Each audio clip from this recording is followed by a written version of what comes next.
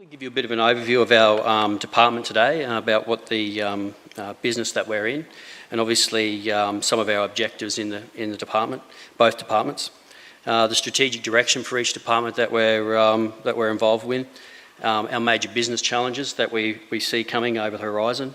I'll give you some insight into our ICT profile and what our footprint looks like, what our sort of major investments are in technologies and vendors, what are some of our major ICT enabled initiatives, and how do we govern our ICT investments.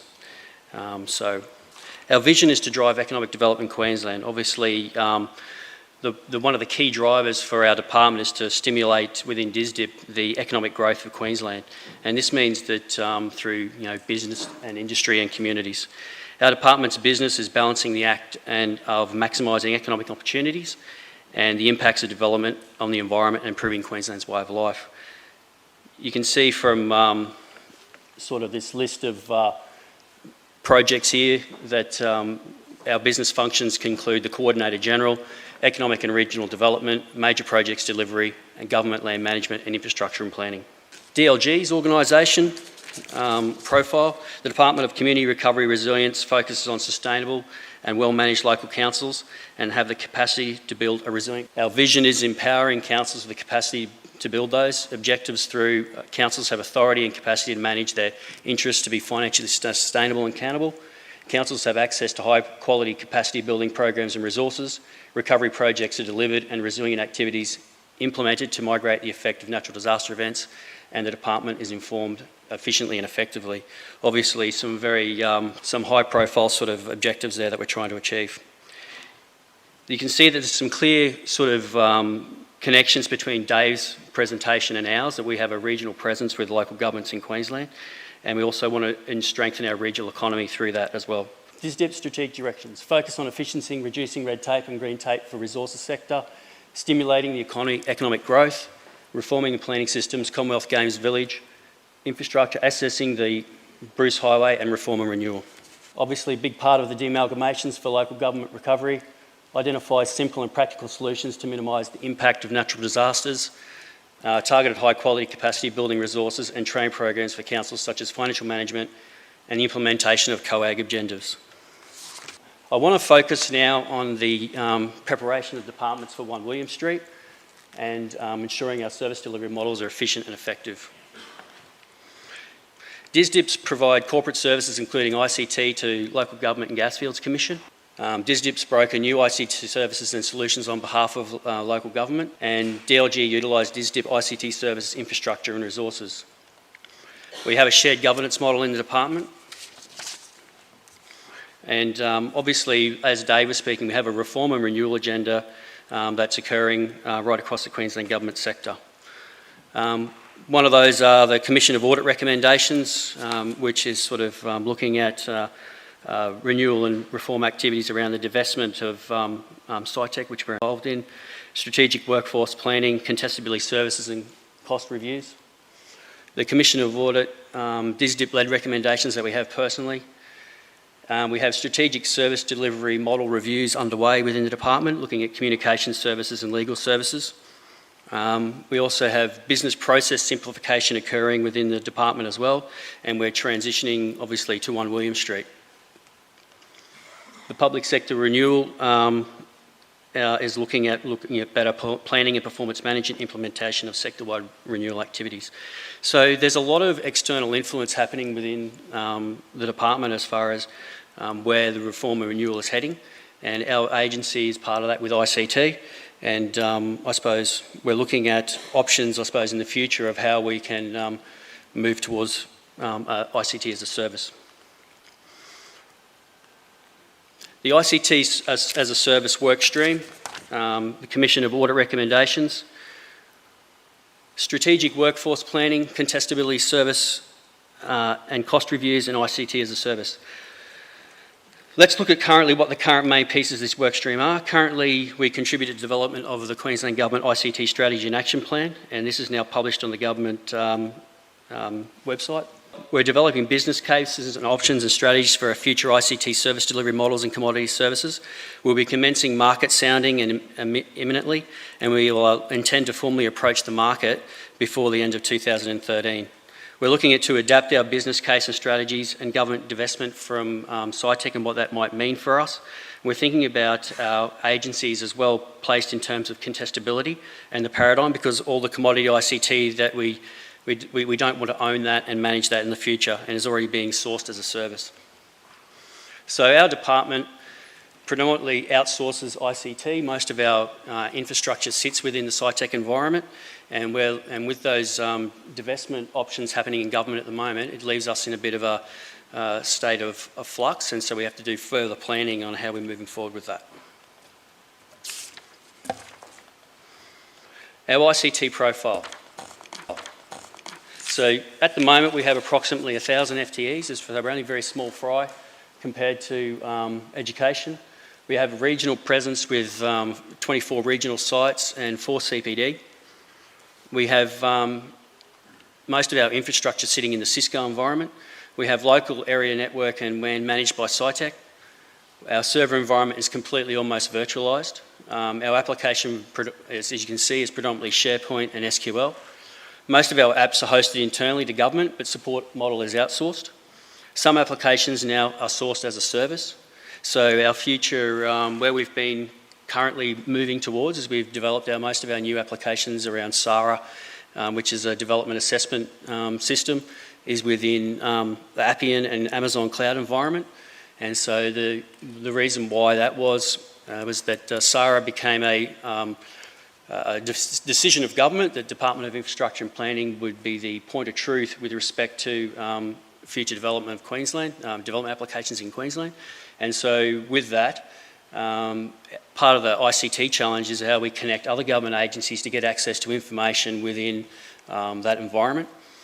So linking those two together and moving towards a cloud-based solution was the model that was adopted in that. Most of our apps are hosted internally to government, but we do have our support model is outsourced. So some applications are now sourced as a service. Our desktop environment is quite old and ageing, and we've got a lot of work underway at the moment in transitioning to a new Windows 8 environment. Our fleet, as you can see there, is turned over. Our Exchange environment is quite old, and we are looking towards moving towards cloud. We're looking to do a pilot and implement that next year. And we're also looking at moving into, obviously with 1 William Street, we're moving into more mobile devices. So we're starting to look at how mobility can be brought into the agency so that our senior stakeholders in the department who are engaging with industry, who are engaging with the big end of town as far as with respect to major developments in Queensland and our local councils, and when they're out talking to development people, they need to have facilities and functions where they can link back into systems they have in the agency. Most of our HP printers are sort of owned, but we're looking at ways in which we can sort of service those through a service provider and not manage those ourselves. Our telecommunications, we're going through a process at the moment of transforming to VoIP. One of the key drivers, I suppose, for this is we're moving towards 1 William Street. We're one of the agencies that are moving into that environment.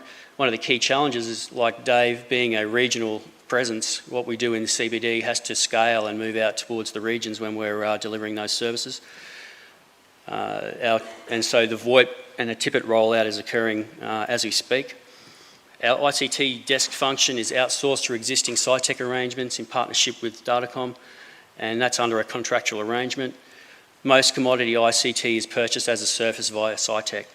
So you can see that the divestment from SciTech and the decisions that government has yet to make on that puts my department at quite a significant risk and how we deliver those services into the future. And obviously our HR and finance systems are outsourced to QSS.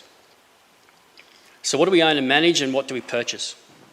Well, today, as you can see, we own and manage a small portfolio of business critical applications within the department, including our development assessment applications, which are quite key to driving the economy of the state. Our desktop and SOE, we own and manage that at the moment through sort of different arrangements between ourselves and Datacom with some support with the SOE. Our SharePoint administration, so we do have some local area network management. Our major print fleet and ICT asset management, and our software licensing and spatial data and services, which is things that we own and manage at the moment. And obviously you can see there from the stuff that we do purchase. So where we want to transform is we want to get to a point where we own and manage business solutions, information assets are more important to us than the actual commodity IT. So the more that we can get out of the business of managing commodity IT, it frees up my guys to start looking at information management more broadly within the department, which seems to be a little bit of a gap at the moment, and quite a critical part of how we drive the economy of the state. This is a pretty crazy looking diagram of stuff all over the place, and it's supposed to look like that. And so at the end of the day, you can see the sort of environment that we're trying to rationalise over time. We have been quite active in rationalising a number of our systems through the environment in SciTech, where predominantly most of our servers are virtualised. The virtualised environment within SciTech hopefully would make that a little bit more portable and easy to sort of move to a new arrangement if that was the case. And you can see that some of the key things that is key for us is that we did have some of those virtual environments move from 38 to 88 and back to 30 odd. And so having that flexibility to ramp up and ramp down our environment is quite important for us. So the ability to, you know, through machinery of government changes, unlike education, our department does sort of get moved around a fair bit, you know, whether we're joined with local government or we're separated or we're bringing in another agency. And so by, you know, moving applications across different networks and through systems, the more that we can have these services ramp up and ramp down as we need them around licensing and those sort of environments is going to make us more agile in the future. So how do we govern and manage our ICT investments? So we do have two tiers of steering committees within the department, and so we are trying to reduce red tape and develop fit-for-purpose governance arrangements internally so that we can get ICT investments to the market as soon as we can. So if it's a project which is low cost, low risk to the department, it will go through a much smaller rats and mice committee through the information management subcommittee, still fairly senior involvement within that, and basically we sort of utilise right-sized project management controls, things like we're looking at innovative ways like e-boards and others to sort of fast-track decisions and solutions, but obviously aligning ourselves to the Queensland Government methodologies. All the ICT procurement within local government and DSDIP is brokered by the ICT branch. So the share before you buy build policies are very much on board with that. We operate within a whole government framework for the ICT strategy overseen by the DG Council, and Dave spoke about that previously and what those mean for us. The significant and at-risk assets, obviously we're looking at how we are mitigating those risks and reporting them back through to Decidia and through the ICT dashboard. Major ICT projects and programs will move through that DG Council as well.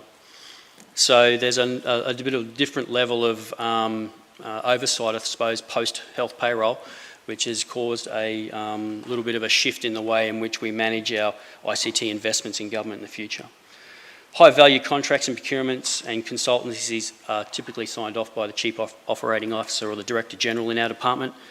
And as the CIO, we have financial delegation and responsibility for the ICT procurement for the departments. So for both of those. Tried to sort of very simplify a governance framework within our organisation. So you can see there's not a lot of red tape, but within each box, the devil's in the detail. But you can see a number of investments. So business areas will come to my area and say, look, we've got a great idea, or this is some stuff coming over the horizon. We will then take a view of that, look at the investment that is being proposed, and then identify which is the best governance stream for that to flow through. So if it is a particular project that is low cost or low risk to the agency, I might sign off directly and then basically goes up either through IMSC if it's got a little bit more of a risk to it. If it is a strategic spend and high cost, we obviously go straight up to the Information Steering Committee. So we're trying to, I suppose, look at both of those governance bodies to sort of filter the strategic stuff versus the operational and sort of business as usual type activities where we're investing. Obviously, as those projects and the multi-million dollar ones come up and through, they'll obviously go off to the DG Council for approval and for reporting, and then off to the DG for a sign-off. So, commenced ICT-enabled activities, our current portfolio. So currently we're looking at CRM solutions. Obviously this is a big component for us in dealing with our clients. Our major stakeholders and clients across industry and government, we need better ways in which we interact with our customers. So we are looking at the moment, actively looking at how we might be able to build and develop some of these CRM solutions. The application rationalisation and cloud suitability. So obviously there's a bit of work being happening. There's a lot of scare tactics and scaremongering around cloud and security and what that means. And we've obviously been doing our due diligence with CIO and the procurement officers and the Crown Law on how we can move forward and manage the risk in moving towards the cloud. And obviously I'm happy to say that we're progressing with a cloud pilot and looking in the future to implement a much broader cloud strategy within the department. And that sort of helps us with that really scattered box of servers and sort of stuff, really starts to reduce our footprint within SciTech and move things into a sort of as service with a service provider that can deliver those for us. We are actively now in the planning stages of implementing Windows 8 within the department. VoIP rollout, as I said before, is quite important. 1 William Street, as one of the key drivers, being a highly mobile environment, is going to have VoIP in it. It's going to have mobility. It's a very high mobile office. So I have to start the cultural transformation within the department now with respect to moving staff in that environment. We've got an ageing workforce. They're not sort of, even though the children that Dave looks after are going to pick up iPhones and iPads and run with them, in my environment we're more of a policy and policy framework and decision making, and what would you say, more colour, weather ties and suits, and they sort of are a much harder beast to move on to that sort of technology. The open data reform is obviously quite a challenge for the department. More and more the government's asking us to open up our asset coffers and release information to the public that should make us more transparent. Obviously, as I said before, information management is crucial and key for us in moving through. And you can see there we're doing some decommissioning and implementing the Commission of Audit recommendations. So what you're probably interested in more than anything, what's on the horizon for us and where can you help us? Where can you get involved in supporting my department moving forward? Obviously, we're looking to look at the CRM. It's big on our agenda and how we manage our clients in the future. Software virtualization is huge. So for us, I want to have our desktop in the cloud. I don't want to have Microsoft Office licenses and those sort of things sitting on desktops. It should be just a dumb terminal and I can just have a desktop in the cloud which can be managed and ramped up and ramped down as I need it. Windows 8 implementation, obviously that's huge. It's a major cultural shift for the department where you've seen where we're at and where we're going to. It's some big steps for us to move through. Looking at the state assessment and referral agency program that I spoke about before, with SARA being the single point in the department, we need to go to the next level of that, and stage 2 of that project is going to be rolling out. Our records management system in the department is ageing, and we're looking at ways in which we can have business process re-engineering done to make that more usable within the department.